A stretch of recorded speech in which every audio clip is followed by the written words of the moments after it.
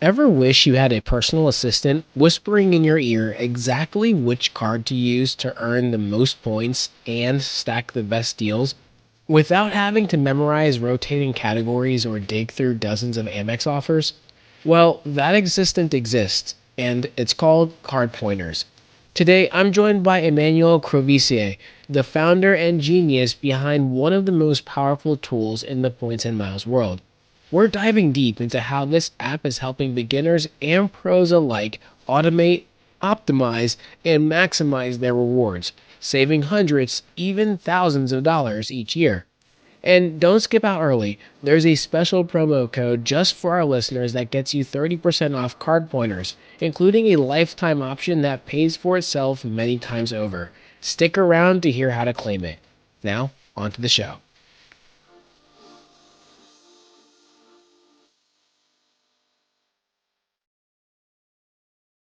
Welcome to the Revolutionizing Your Journey podcast. My name is DeAndre Coke, and today I am super excited for the guest that we have to introduce. Before I make that introduction, I want to remind all of you who are watching on YouTube that we do put out content every Friday as well, which are our quick hits.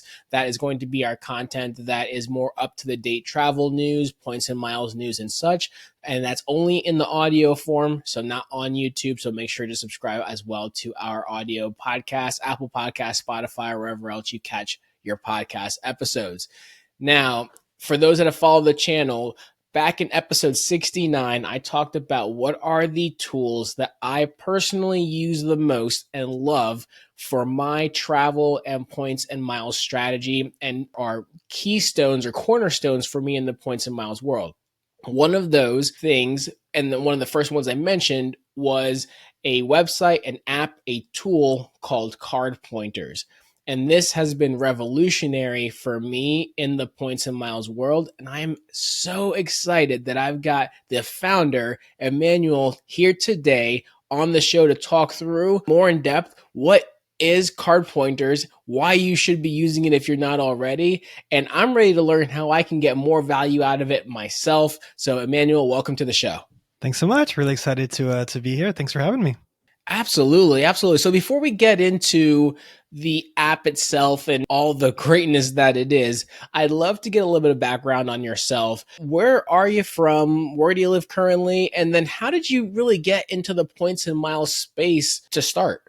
Yeah, so I'm living in Miami right now, originally from Cleveland, then kind of bounced all over the country, moved to Europe for a little while where I was pursuing a racing career.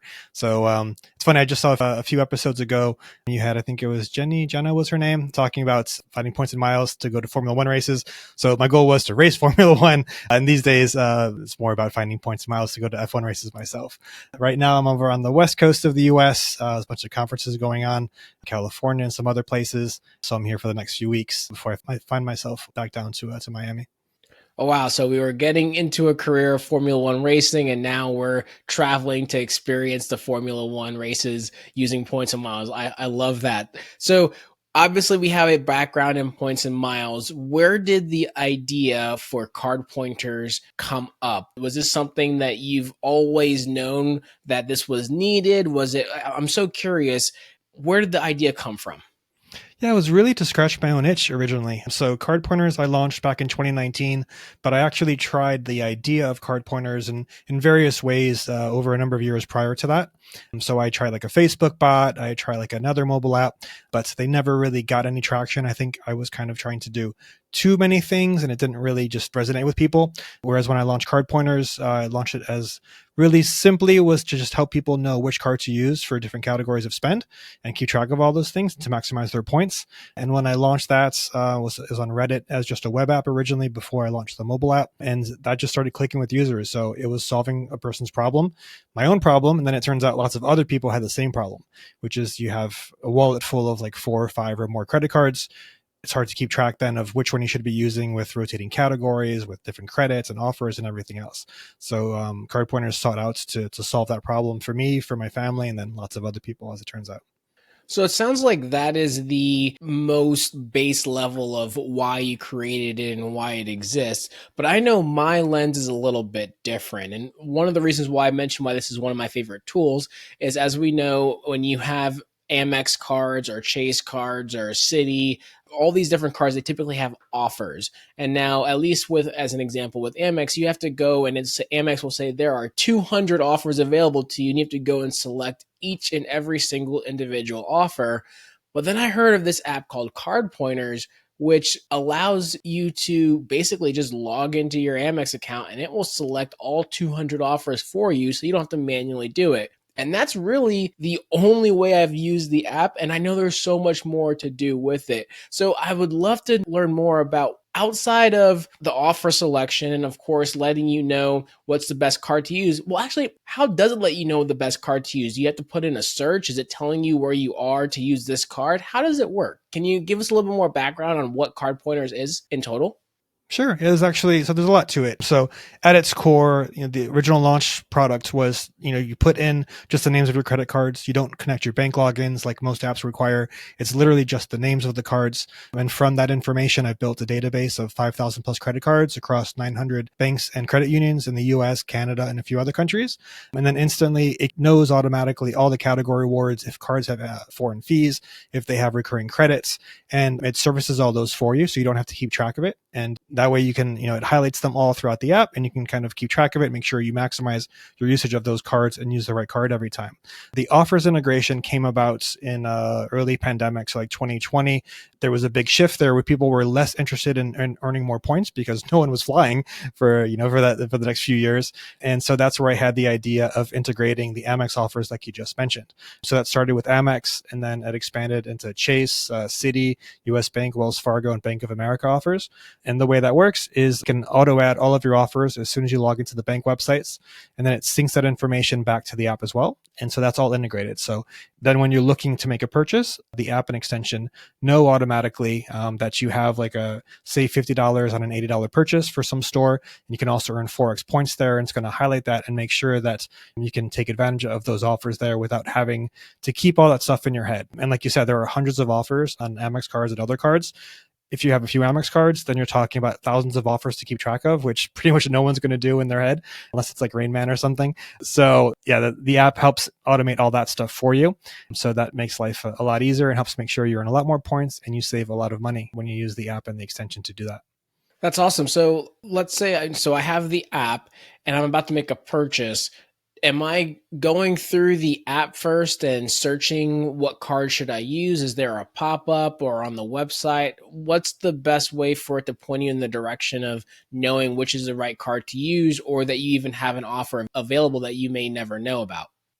Yeah, so there's lots of automations around that. So it kind of depends on where you're purchasing something. So if you're buying it online, if you're buying it on the web, the extension automatically has what I call shopping pointers. So once you've installed the extension in that browser, when you go to a merchant website, it's automatically going to show you what card you should be using at checkout there based on the best offer that you have added to one of your cards, or just by the category awards if you don't have any offers there. So that's online. It automatically shows you that at the bottom. And you can even click on the extension. It'll show all the details of all of your cards and all of your offers for that store. If you're buying something in person, obviously you can't use the extension in that case. And there's a number of ways you can do that. One is to open the app and search for that store, or just tap on the nearby button, which will pull in the stores nearby and show you the nearest stores and which cards to use there. But there's also some really advanced features like Augmented Reality and Autopilot. Autopilot is my very favorite feature. It wasn't possible until about a year and a half ago when Apple released some new APIs to do this. But the way it works is like you've probably seen when you take a flight, more and more apps are doing this. The Flighty app does it, where it shows up in your lock screen automatically and it shows you, where your gate is. And then once you're on board the plane, it tells you like when you're going to land.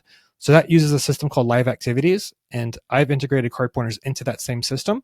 And the way it works is once you turn on autopilot, you go to any store, like you literally drive from store to store, and automatically it's going to use all the information that it knows about the cards, the locations nearby, and everything else. And it's going to show right on your lock screen, oh, you're at a Safeway here, use your Amex Gold because you're going to get Forex on supermarket purchases, for instance. And that updates automatically as you go from store to store. So you just have to look at your lock screen or even look at your Apple Watch, and that populates automatically, factoring in all those different things. all while not sharing your location with a third party. It all happens on device. With everything I've built with card pointers, it's privacy and security first. It's one of my very, very favorite features. And to the point where I even got an email from a user a few weeks ago where they said I saved their marriage because their P2 was always using the wrong card. And so this way, that ensures that they always use the right one because they just have to look at their phone, don't even have to open the app or anything to know which card to use there. I absolutely love that. And I think that's such a form of simplicity because I know of people that have said that, they put on their P2s or player twos for those that are new to the show or new to the lingo, their player twos cards, they'll put like a label or use a label maker to say, use this one for groceries, use this one for gas, but to just have it integrated with your phone makes it super easy. Now, I know that is a feature. I have an iPhone. That's a feature. American Airlines just rolled that out for flights for themselves. Like now when I go to the airport, I see exactly what my gate is. As soon as I've scanned my boarding pass, it tells me what seat number I go to in the live activities. So I love that type of functionality. My question for you, does that work for the Android users as well? So Android does not support live activities in the same way. They just launched what they call, I think, live notifications.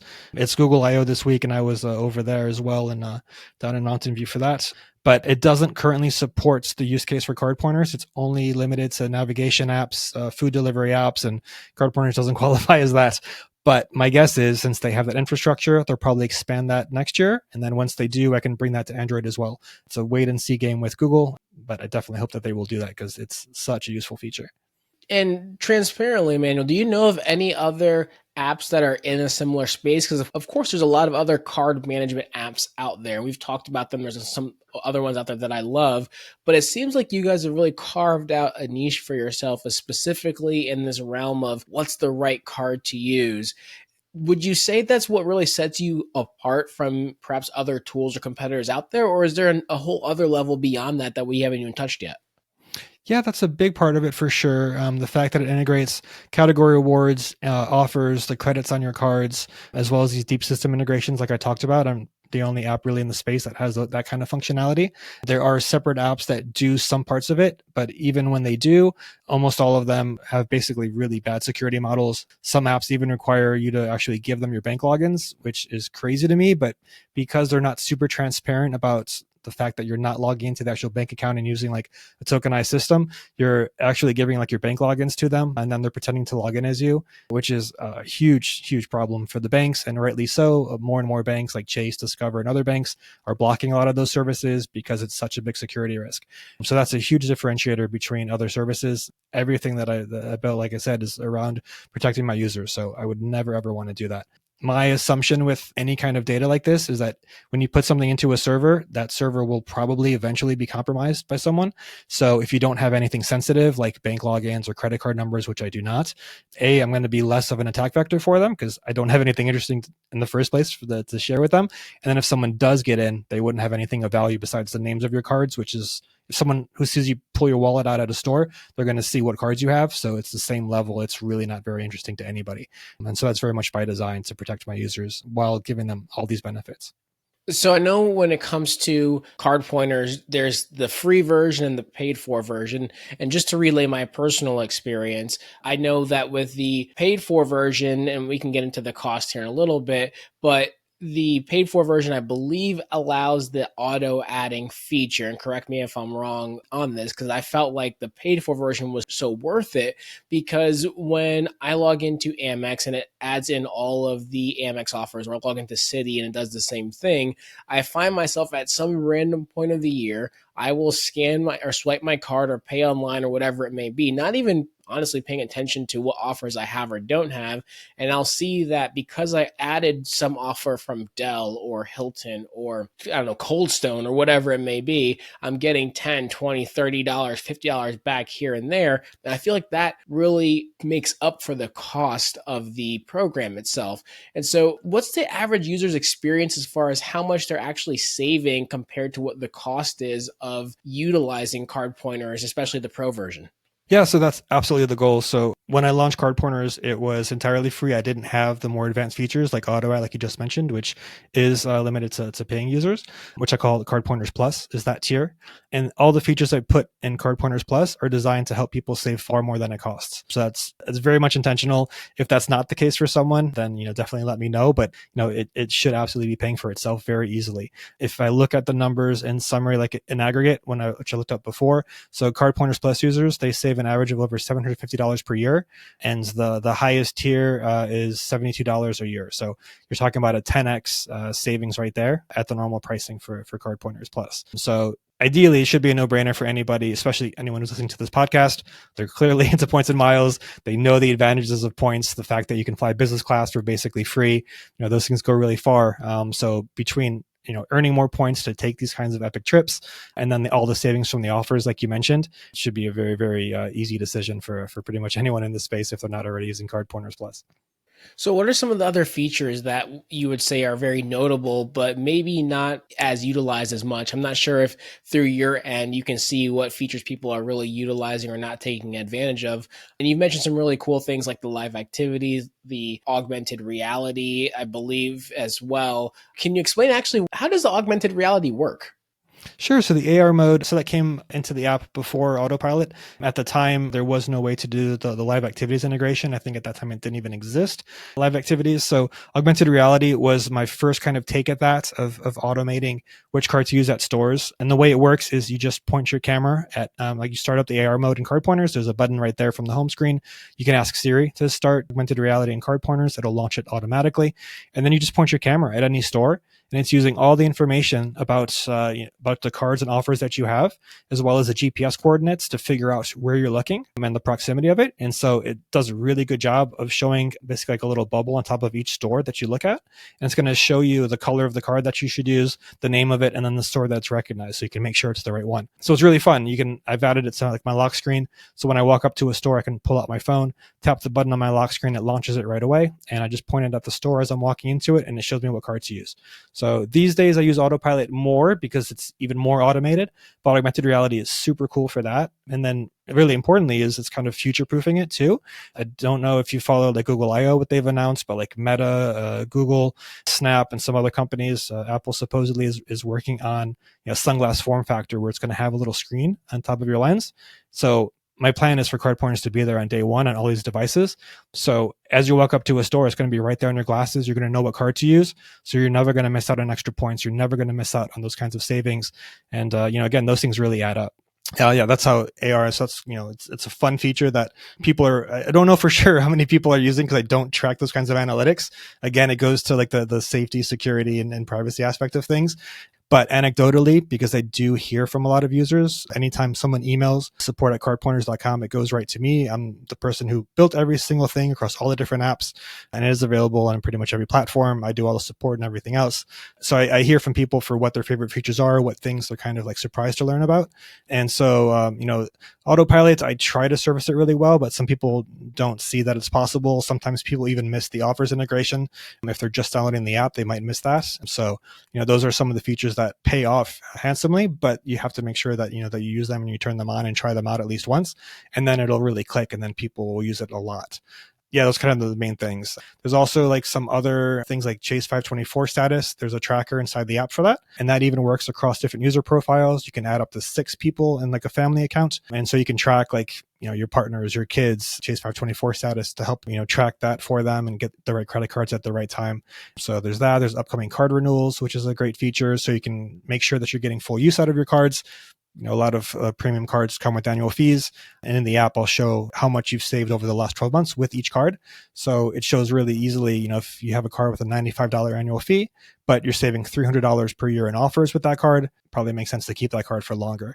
So I'm doing all these kinds of things to help people basically just automate this whole kind of process. So you don't have to spend like a lot of time or energy to figure these things out. I'm trying to do all the hard work for folks so they can take advantage of it.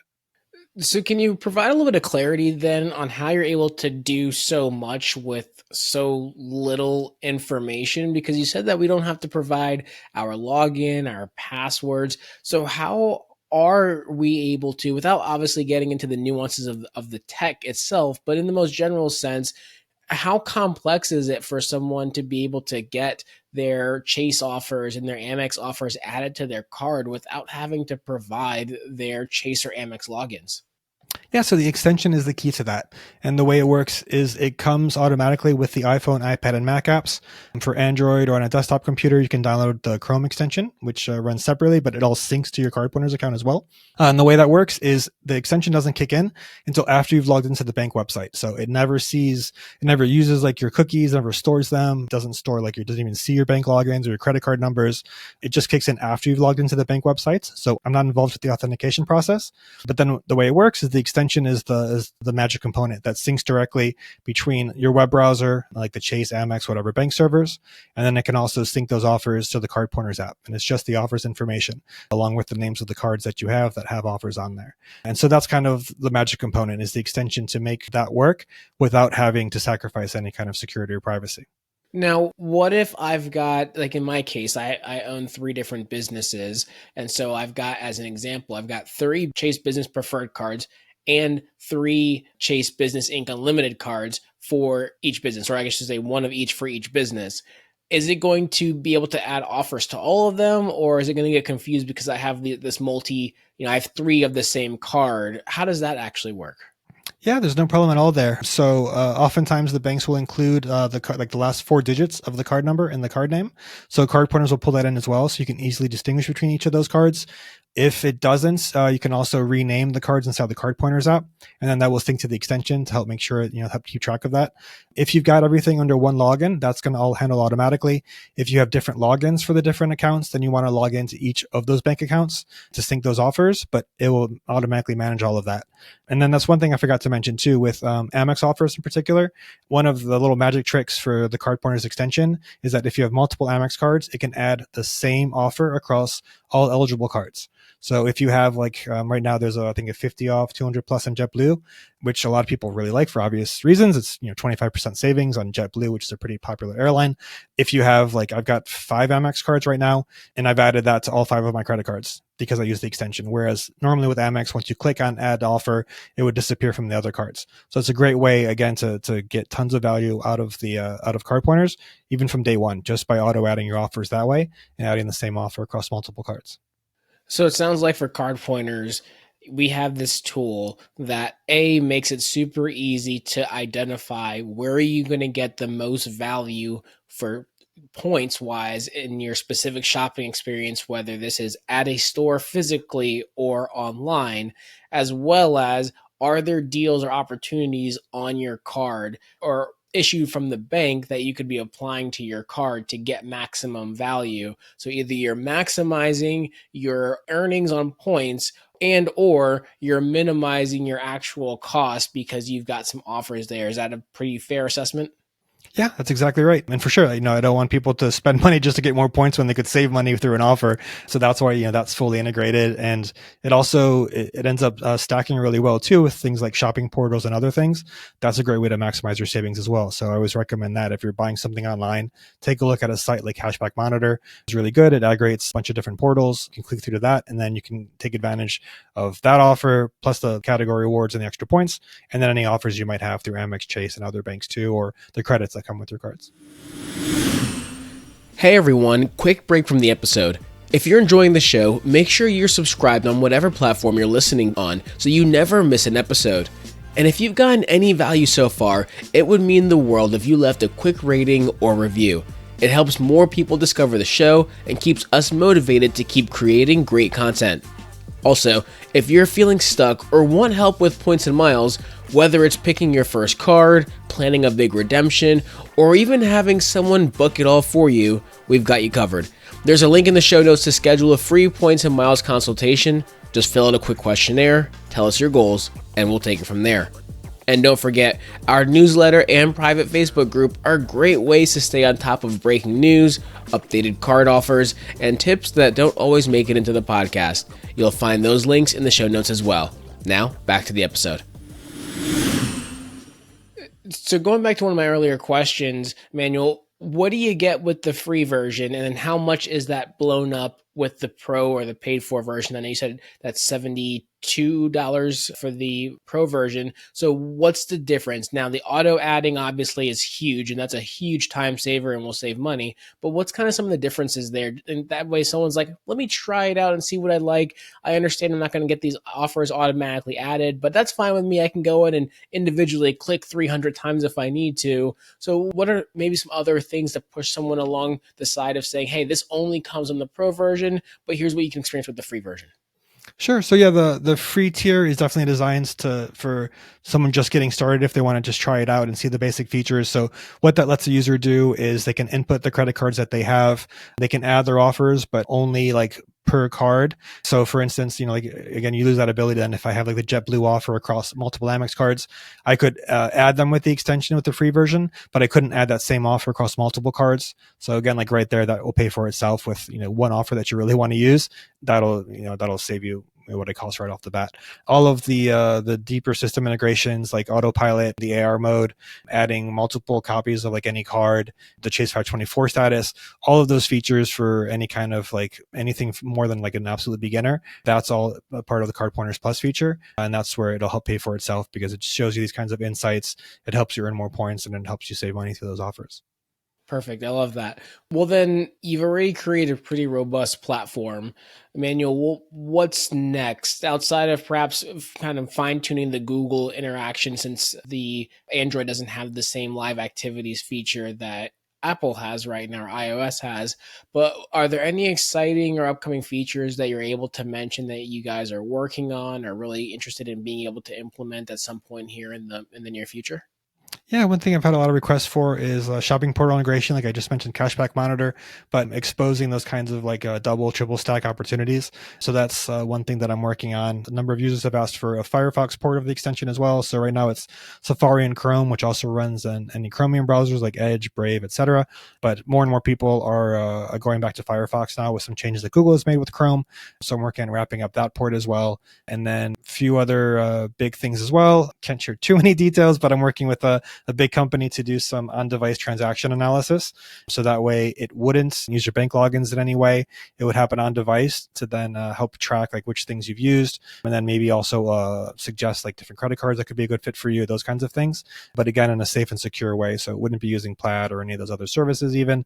So hopefully I'll have more to share about that in the coming months. But yeah, again, I can't speak too much about that one, but excited about to see where that goes. That's super cool. Emmanuel, any other features that you think would be really awesome to highlight that the Card Pointers app or plugin or ecosystem in general is able to do that you think the listeners would find interesting, or maybe the ones that do utilize it, they've taken advantage, but they didn't know it existed. You mentioned a few other things like the autopilot. I wasn't even aware it existed. Anything else out there that you think would be really cool to highlight? Yeah, so Autopilot for sure. And there's lots of ways you can automate that too. One way that I've automated it myself is basically you can set up a personal shortcut in the Shortcuts app, and you can set it so that when I leave my home, it can run a shortcut. And I have shortcuts built in for many, many features of Card Pointers. One of them is starting or stopping autopilot. So the way I've got it set up is as soon as I leave the radius of 1 kilometer of my house, it turns on autopilot for me automatically. So I don't have to think about it. And that helps make sure that I use the right card every time. If I don't use my own app, I'll often make the mistake. I'll think that it's the last quarter's like 5X categories on Chase, and I'll just mess it up, or I won't realize I have an offer on a store. So if I don't use my own app, I'm so mad with myself every time. I'm like, I make this app. How could I do this? So that's one thing for sure. There's also lots of other deep system integrations on Android and iOS. Like I have widgets for both platforms, which are super useful. So you can get that information too right from your home screen if you want. You can do that by favorites. You can set specific stores to know different, which cards to use each of these different, your favorite stores. There's just tons of these kinds of system integrations that I definitely recommend folks just kind of explore. Anything that they can kind of think of and try out is probably in there. It's even integrated into search, which is really useful. If you search for any store, even like if I search for Starbucks on my phone and Spotlight, it'll actually show Card Pointers. We'll have a little entry right there that'll tell you what cards to use there. So you can do it right from Spotlight right on your device, which is really neat. If you search for Card Pointers, you can see some shortcuts in there too. That's a new feature that they launched with iOS 18, and that'll have things like starting autopilot to help make that easier. You can even just it can launch the best card wizard automatically, so you can see what store to use. There's tons to it. It's built up up a lot over the last 6 years since I launched, and I try to just bring features that are really useful, that people have asked for and that people want to see built, and that I think makes sense as well. And every year that just continues to grow as things expand, and I kind of tweak everything and make it so that it's a great fit for pretty much everybody. I absolutely love that, and love the dedication that you have to continuing to refine and improve on an app, especially an app and a tool, I should say, that's so beneficial for us in the points and miles world, and especially because there's a lot of other things out there that developers or designers, they kind of just once they hit this critical mass of people using it, they don't keep developing it, they don't keep working on it, refining it with the technology that comes along, which I think is important to be able to do because obviously we're in this ever changing ecosystem when it comes to travel, when it comes to points and miles. Now, Emmanuel, a question I think would be really beneficial to ask, and it's something that I'm really curious about as well, because I kind of almost constantly forget Card Pointers is there until I actually log into my Amex account and then pops up, it tells you all the offers it's adding. And if I haven't logged in my account in like 3 weeks, there could have been maybe some opportunities that were missed there. So one of my questions for you, and I don't know if this is probably going to be different from one bank to the other, but how often should someone be logging in to their Amex or their Chase or their Citi or whatever it may be to get their offers added? How often are these offers recycling through the different banks? Sure. So most banks, they come out with at least a few offers pretty much every day, but the biggest bulk of offers come out on Mondays and the first of the month. So I have a thing called offer streaks that basically an email that gets sent out every week on Monday, because that's when the most offers come out each week, encouraging people to log into their bank sites then and kind of keep that streak alive. And it shows the total number of offers they've added since they've become a Card Pointers member. And so it's a good way to kind of keep that stuff going. It's kind of like the Duolingo, like keeping your streak going to master your languages. It's the same kind of thing. Like you keep that streak going and you're going to make sure that you maximize all of your offers and your savings that way. And it's actually a good thing. Like you said, it's my intention is for Card Pointers to never get in your way. It's always just supposed to help you in the background. So be that autopilot or auto adding offers when you log in to the websites, it's very much by design. I don't care about metrics, like how many times people open the app. That's not the idea. Like if they can get the information that they want through the different integrations, like the widgets or autopilot, that's great. I don't care. I don't care if you open the app. I just want to help you get more points and save money with offers. So that's what matters the most to me. That's incredible. Now, I got a very selfish question to ask as an American Airlines loyalist and enthusiast. There's one program that I don't see integrated yet with Card Pointers. I don't believe, I could be wrong, which is the Simply Miles through American Airlines, which you still have to go through and manually click to add all the Simply Miles offers. Is there a future where that might come to Card Pointers, or is that not possible? Or am I throwing an idea that you never thought of before? It's definitely coming. Users have asked for it, so that's going to be part of as I expand to shopping portals. So those are structured differently than normal card activated offers like on Amex and Chase. So that PayPal offers, were also a lot of people have asked for those too. But yeah, Simply Miles and PayPal and a few other ones, including Capital One, which is really a gated shopping portal. I'm working on those too. So hopefully it'll come after the summer. I'll be working on Card Pointers 7 over the next few months with a release hopefully in September to coincide with Apple's launch. Yeah, that's definitely planned. So I'll make sure that you're happy there soon. I absolutely love that, Manuel. So I want to pivot and talk about just how you've used some points and miles in travel yourself. I know you mentioned F1 races, so we'll get to that in just a second. But before I do that, I wanted to mention to all the listeners that are listening that we actually have a collaboration and affiliation with Card Pointers.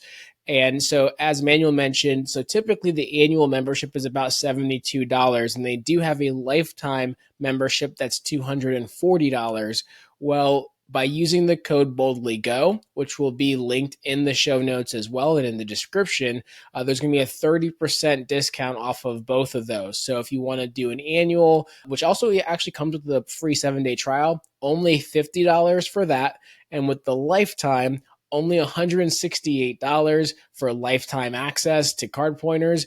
As Manuel said, you save, or not you, but average user saves around $750 a year. I know my savings are north of at least $300 to $400 a year, at the very least, I can say. And so I think it's an absolute great deal. I love the app itself, and so happy to be able to collaborate and work with you guys.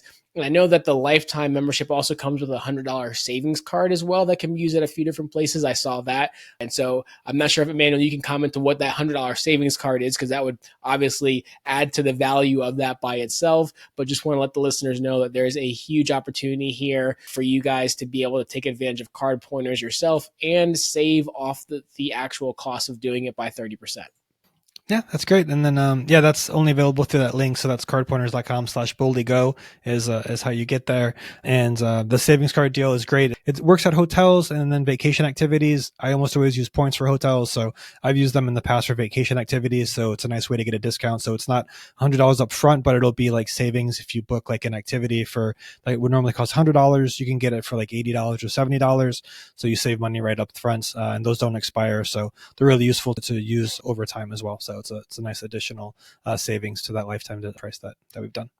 Absolutely, Emmanuel. And I'm super thankful for the opportunity to collaborate and work with you guys as well. I always love being able to be a part of tools, apps, organizations that I firmly believe in also. Now let's switch the conversation a little bit. And I'd love to hear coolest redemption, coolest trip you've done, points and miles wise. Was it F1 related? Was it more the flight? Was it the stay? Was it both? So I know points and miles has been something that's been dear to your heart, which is what made you even want to create card pointers and its previous iterations. But I'd love for the listeners to hear, and I'd love to hear myself, what have been some fantastic or best redemptions that you've had? Sure. Yeah. I mean, I love points and miles and the types of travel that can unlock. Growing up, I mean, I would travel frequently. Both my parents are French immigrants, and so all my family was still over there. So as we could, we would fly to France to visit them, but that was always an economy. When I was growing up at first, it was like always right next to the smoking section, which was horrible as a kid. Crazy that they did that. But so, I was never flying business class, when I was a kid. I'd always wanted to do it, but I didn't know how I would. I figured, one day get like a real job, which it still doesn't quite feel like a real job because I love what I do so much. But that aside, yeah, so now that's absolutely part of what I use my points for is to fly business class and first class when I can. So pretty much any flight that's over 4 or 5 hours, my rule is to fly business or first. It's just so much more comfortable and a good use of points. One of my very, very favorite redemptions was a last minute flight from Paris to Abu Dhabi. So I had a friend who lived over there and wanted to fly over there for New Year's Eve. I had booked a business class flight. I think it was 62,000 points. And then as I was scanning my boarding pass, it had the bad beep where it goes, pfft. I was like, uh-oh, like, I'm not going to be able to fly. Like, this is like New Year's Eve. I want to get there and see my friend. And they're like, oh, hold on a second. And then they go and change the boarding pass and they upgraded me to first class, which was aboard the plane that had the shower. And so I booked, you had to, basically the flight attendant came around and asked, when, would you like to take a shower? When would you like to take it? And I was like, oh, sure. I'll take like the last one possible. So it was like the very last hour of that year, I was able to take a shower on board a plane, which just still blows my mind. Really, really cool. And the whole experience was fantastic. And so that was a great way to end the year, which was otherwise like a stressful year for me, but kind of just, proved like how valuable points and miles can be to have that kind of experience. So besides that, like I often use my points too for like shorter flights and spontaneous things. I think one of the nice things that most people don't realize with points and miles is that you can book things far in advance. If it's just a few months out, you're going to be competing with a lot of people. But if you have flexibility and you can book in the last few days prior, that unlocks some really, really cool flights. Like a Lufthansa first class, I flew back past summer, last August. Again, booked like 1 or 2 days prior. And I actually did, so I had booked a flight I was in Paris. So I booked Paris to Frankfurt and then Frankfurt to, I think I was going to Miami or San Francisco. But I managed to book a flight and then arranged for a 24-hour layover, which sounds really weird. Why would you want to do a 24-hour layover in Frankfurt? And it's because it's an easy drive to the Nürburgring, which is like my favorite racetrack in the whole world. So that's what I did. I flew in the morning from Paris. They picked me up in like a Porsche, I think it was a Cayenne, to drive me from the plane to the terminal. I met up with a friend and then we drove over to the Nürburgring. I rented a Porsche, drove that the whole day and then go back that night. And then the next morning it was Lufthansa first class lounge, which is amazing. And then same thing, a Cayenne back to the plane, jumped on that and got to experience Lufthansa first for the first time back. And again, all thanks to points and miles, last minute type of flight that would cost, can't remember how much it was, like $10,000 or something like that. All for, I think it was 100,000 points, barely more than a business class flight. So yeah, that's why I love points and miles for these kinds of crazy experiences. Emmanuel, I absolutely love that story. The fact that you talk through the experience and how points and miles is able to elevate your travels. I think that's what's really key and why this podcast has been called Revolutionizing Your Journey, because points and miles allows us to do travel a little bit different. Who would want to have a 24-hour layover in Frankfurt? Now, I've had actually a 16-hour layover in Frankfurt, flying business class. So I didn't get the Lufthansa first experience, but was able to enjoy some great food and enjoy some time in Frankfurt, use points to stay at a 5-star hotel there, which was amazing. And so we just do travel a little bit different. Now, I'm a car enthusiast, and next time I need to think about the Nürburgring, because I don't know why that didn't even cross my mind the last time I was there. So I'm actually going to 100% take advantage of that for the next time.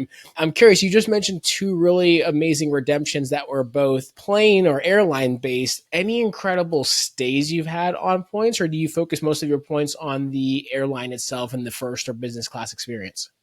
It's primarily flights, but for sure I use them for hotel too. Hyatt has been kind of the sweet spot for me. I've got a good haul of Chase points, and then Bilt also transfers to Hyatt, so I've taken advantage of that a lot.